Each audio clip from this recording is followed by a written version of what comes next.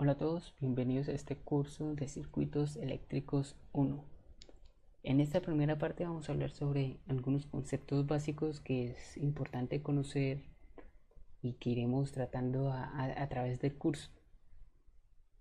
Entonces, iniciaremos definiendo qué es un circuito.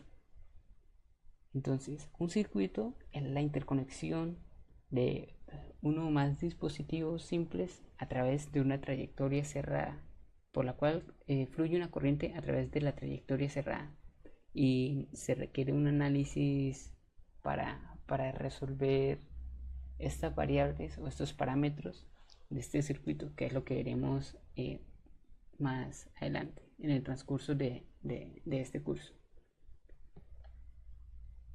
Es importante resaltar que el sistema de unidades que nosotros trabajamos es el internacional. Y de todos estos que se ven aquí, los que nos interesan o los que trabajaremos serán la potencia da en watts, la tensión en volts, la resistencia en ohms, la capacitancia en faradios y la inductancia en henrios. De los prefijos básicos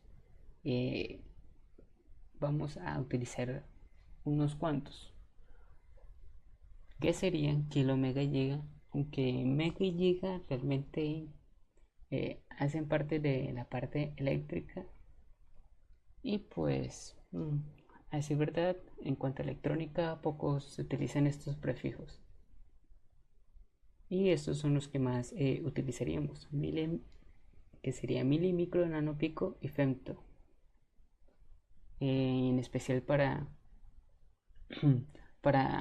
lo que vendrían siendo capacitancias e inductancias. Bien, entonces vamos a hablar sobre la corriente eléctrica o lo que conocemos como intensidad de corriente eléctrica. Pues, ¿qué es? La intensidad de corriente eléctrica es la cantidad de carga transferida por unidad de tiempo a través de algún elemento de circuito. Entonces, esta es la ecuación que me define la corriente, que es la carga que pasa a través de un elemento con respecto al tiempo. Y pues la carga es como es la partícula, una de las partículas más pequeñas que podemos analizar.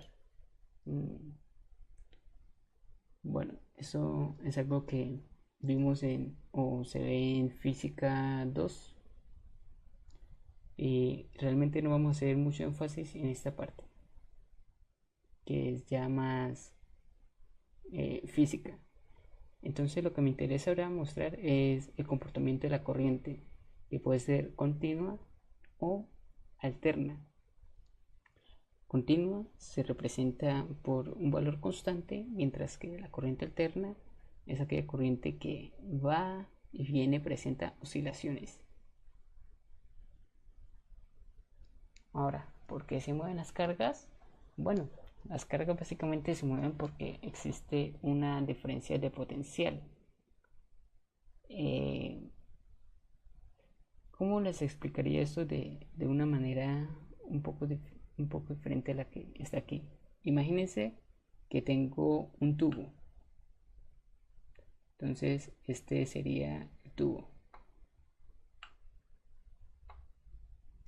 Y yo aquí contengo, supongo que aquí tengo unas maras, unas pelotas, unas esferas, no sé cómo lo llamarían, cómo lo llaman ustedes.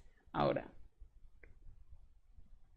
en la inclinación que se encuentra este tubo, vemos que si yo estas las ingreso acá, las pongo en este vértice, en la esquina, en esta esquina, ellas van a rodar y van a salir por aquí. Ahora, lo mismo sucede con la diferencia potencial, con la caída de tensión, con las cargas. Lo que hace es que unas cargas que se acumulan aquí, mayores a las que hay aquí, va a permitir un paso de corriente a través de este tubo. Esto es simplemente una manera de visualizarlo.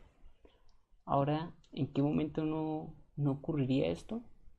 Pues no ocurriría en el momento en el que digamos que ese tubo se encuentre de manera total vertical. Entonces, a mayor inclinación significa que hay una mayor diferencial de potencial. Y en este caso, como hemos dibujado este, significaría que está al mismo potencial, por lo tanto no hay un paso de corriente. Esa es una manera de ver. Esta ecuación la estaremos manejando más adelante, lo que vendría siendo la potencia eléctrica, igual a voltaje por corriente. Esto, imagínense que estoy diciendo como la corriente, lo que fluye, y esto de aquí con respecto a esta pequeña o con respecto a esta inclinación como un voltaje. Ahora, en electrónica, bueno, en circuitos existen los elementos pasivos y elementos activos. ¿Qué son elementos activos y qué son elementos pasivos? Los elementos pasivos consumen potencia, mientras los activos entregan potencia. Pero, ¿qué es esto? Bueno, observemos el circuito de aquí. Esto es una carga o bien sea una resistencia o una inductancia o LRLC o lo que sea, una carga. Imaginemos que es una resistencia simple. Y aquí nosotros tenemos la fuente, que puede ser una fuente de tensión. Si la corriente, si esta fuente está entregando corriente a la carga, es decir, la corriente va en este sentido, así baja y entra por el menos, es un elemento pasivo. Este elemento es pasivo. Ahora, si este elemento aquí le entrega corriente a la fuente, es decir, entra por el más de la fuente, se dice que este elemento es activo porque está entregando potencia. ¿Cómo lo podrían ver? Esta fuente, digamos que es una batería y esto es un bombillo. Entonces la batería le está entregando corriente al bombillo. El bombillo, ¿qué está haciendo? Está consumiendo potencia. Ahora aquí, supongamos que esta carga de aquí es una conexión de resistencias. Veámoslo como el enchufe de su casa. Y esta es una batería. No, digamos que este es el cargador. ¿Qué es lo que él hace? Estaría alimentando esta fuente haciendo que se cargase hasta su valor máximo. Entonces este elemento está activando, le está entregando energía a esta fuente. Espero que un poco claro lo que son los elementos que vienen siendo estos: pasivo, consume, activo, entrega. En cuanto a las fuentes, existen las fuentes independientes y las fuentes dependientes. Las fuentes independientes se simbolizan de esta manera, lo veremos más adelante con mayor claridad. La fuente independiente, su simbología es de esta manera. Las fuentes de tensión se simbolizan con más menos y las de corriente con flechas. Ahora, en las fuentes dependientes, ¿qué significa dependiente? Dependiente significa que depende de un valor para que existan, para que su valor sea válido. Por ejemplo, esta tensión de aquí depende de otra tensión que se va a encontrar en cualquier parte del circuito. Ahora, esta fuente de tensión depende de una corriente. Por lo tanto, las fuentes de tensión pueden depender tanto de voltaje como de corriente. Lo mismo sucede con las fuentes de corriente. En cuanto a las conexiones de un circuito, conocemos las conexiones en serie, las conexiones en paralelo, circuito abierto, lo que es un puente y lo que es un cortocircuito, que en teoría son dos cosas diferentes, aunque a veces uno los nombra como si fueran lo mismo. Entonces, la conexión en series son elementos que están conectados uno enseguida del otro, el cual permite que la corriente sea la misma. Por la misma trayectoria va a pasar la misma corriente. La conexión en paralelo es lo inverso. Significa que los elementos, la tensión entre los elementos es la misma. Recuerden que estos son elementos. Circuito abierto significa que la trayectoria no es cerrada. Puente se cruza una línea, y un cortocircuito podemos decir que dibujamos una línea entre la fuente. Esto lo veremos a continuación de una forma más clara. Esta imagen nos representaría lo que vendría siendo la conexión en serie, donde la corriente que pasa por los elementos es la misma. La corriente en este punto es igual a la corriente en este punto, igual a la corriente en este punto. Y si este es positivo, esta sería su trayectoria. Aunque en verdad la trayectoria de la corriente es, uno puede asumirla en el sentido que quiera, pero por lo general para este curso vamos a asumir siempre la trayectoria de signos pasivos para que sea de forma pasiva. Ahora, esta conexión en paralelo, vemos que la tensión en este punto es exactamente, la tensión en este elemento es igual a la tensión en este elemento. Y esta conexión se llama paralelo.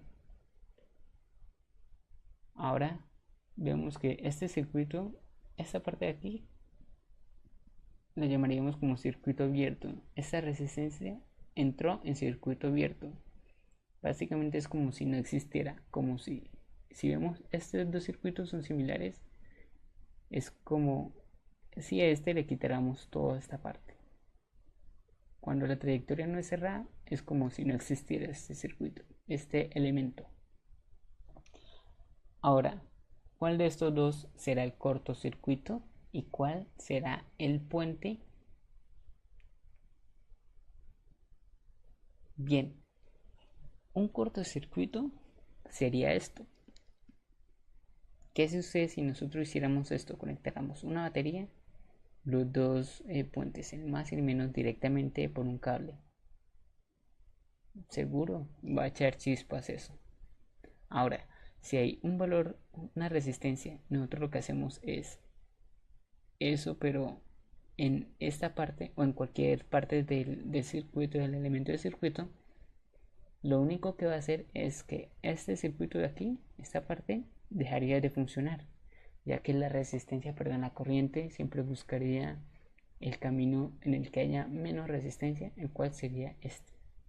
Es decir, este circuito estaría sirviendo casi que para nada, a no ser que esta resistencia sea muy bajita,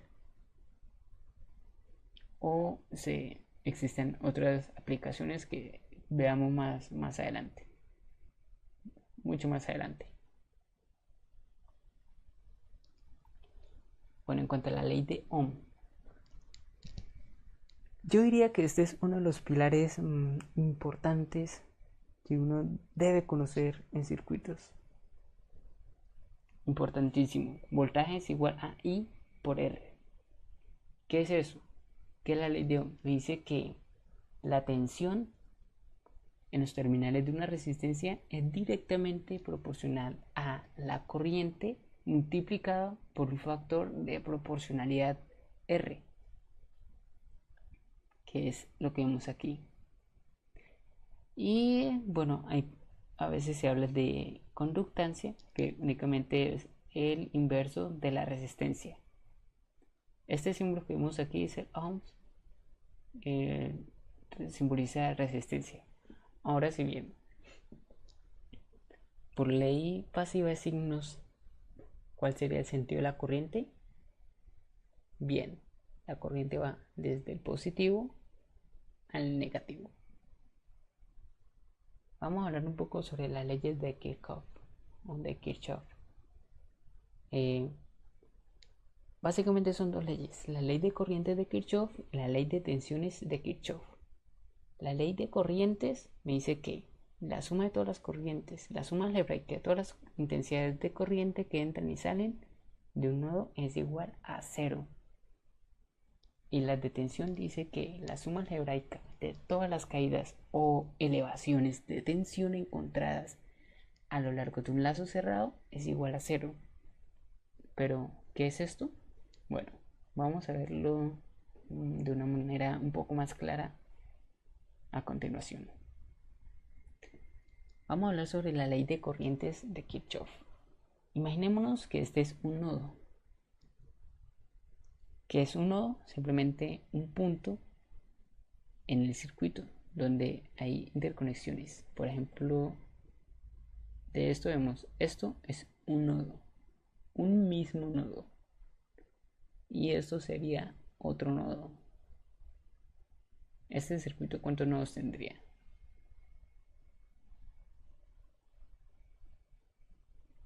Bien, podríamos decir que aquí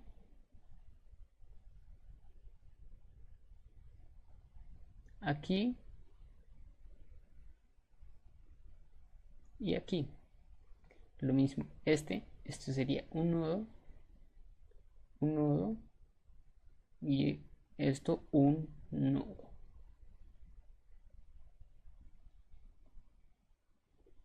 Bien, entonces supongamos que este es el nodo. Entonces existe una corriente de entrando, una corriente I1, una corriente I2 y una corriente I3. Entonces él me dice que todas las corrientes que entran, o la sumatoria de todas las corrientes, debe ser igual a cero. En este caso, como todas están entrando, su suma debe ser igual a cero. I1 más I2 más I3 igual a cero. Vamos a ver otro ejemplo aquí sencillo, pero en donde no sea de esta configuración. Por ejemplo, I1 saliendo, I2 de entrando e I3 saliendo. Entonces la sumatoria debe ser igual a cero. O las corrientes que entran son iguales a las corrientes que salen. O las corrientes que salen igual a las que entran, como lo quiera ver. En este caso decimos que I2 que entra va a ser igual a I1 más I3. Bien. Y esto podemos hacer operación algebraica con esto, que sería I1 menos I2 más I3 igual a 0. La suma de todas las corrientes igual a 0. Que vendría siendo exactamente lo mismo que esto que vemos aquí. En cuanto a las leyes de Kirchhoff, las leyes de tensión, vamos a hacer el análisis en este sentido. ¿Qué es lo que se hace? Entonces, la suma de todas las caídas de tensiones iguales a 0.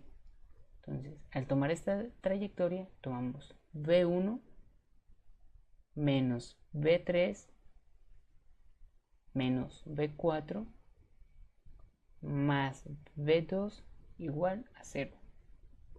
Entonces, en esa trayectoria tenemos este valor. Si hacemos la trayectoria en este sentido, tendríamos menos V1 menos V2 más V4 más V3. Listo. Ahora, en cuanto a este circuito, vemos lo siguiente. Vamos a tomar esta trayectoria siguiendo la ley pasiva de signos. Entonces la corriente va y sería de la siguiente forma. Las caídas de tensiones serían V1 menos V3 menos V4 menos V2 igual a 0.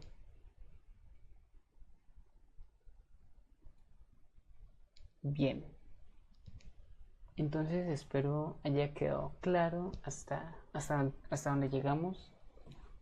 Hasta aquí terminaría esta primera parte. Bien, entonces en el próximo video, en la próxima parte vamos a hacer ejercicios e iniciar un tema nuevo. Muchas gracias.